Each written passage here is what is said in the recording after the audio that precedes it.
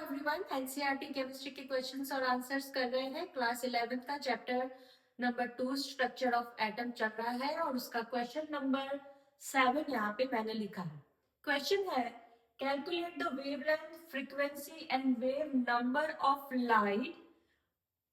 light wave whose period is 2.0 multiply 10 की power minus 10 seconds. Okay, period दिया हुआ है. What is period? Period is inverse of frequency. तो मैं बोल सकती हूँ कि frequency is inverse of period. वहां से हमारे पास फ्रीक्वेंसी आ जाएगी और पहले जो दो क्वेश्चंस में किया हुआ है, अगर हमारे पास फ्रीक्वेंसी आ गई है तो nu is equal to c by lambda से हमारे पास वेव नंबर भी निकाल सकते हैं, वेवलेंथ भी निकाल सकते हैं और फ्रीक्वेंसी तो हम यहाँ पे स्टार्टिंग में निकाल देंगे. सॉल्व करते हैं उससे और क्लियर होगा. फ्रीक्वेंसी, सो मैंने क्या बोला, किसी भी लाइट वेव का पीरियड क्या होता है? Inverse of frequency. तो फ्रीक्वेंसी क्या हो जाएगा? Inverse of period. ठीक है, यहाँ पे पीरियड का वैल्यू है 2.0 10 की पावर माइनस 10 सेकेंड्स. तो उसका आंसर हो जाएगा 5 मल्टीप्लाई 10 की पावर 9 सेकेंड इनवर्स. वो क्या हो गया अपना फ्रीक्वेंसी. लास्ट के दो क्वेश्चन किए हैं और अगर आप चैप्टर भी पढ़ के आए हैं तो it's formula based question. Lambda is equal to c divide by nu. What is c? C is velocity of light. वो क्या होता है? 3 मल्टीप्लाई 10 की पावर 8 मीटर पर सेकेंड. तो देखो सी ये रहा और न्यू ये रहा.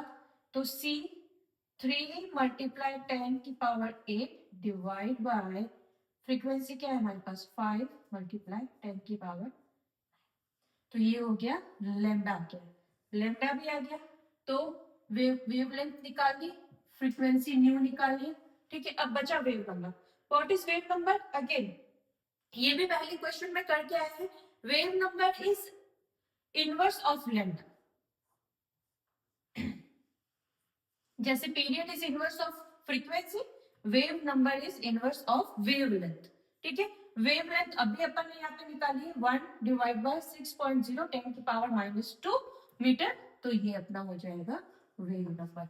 तो वेव नंबर भी अपन ने निकाल लिया. Last two questions same exactly यही क्वेश्चन नंबर 5 एग्जैक्ट सेम किया हुआ है अपन ने और ये पूरा फॉर्मूला बेस्ड क्वेश्चन है. इसमें सिर्फ एक नई चीज दी हुई है पीरियड. और पीरियड क्या है?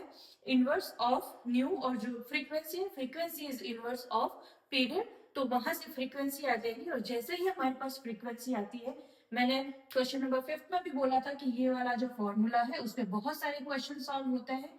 तो ये फॉर्मूला हमको याद रखना है. Very simple question, formula based question. और अब आगे करेंगे नेक्स्ट अपन क्वेश्चन नंबर 8.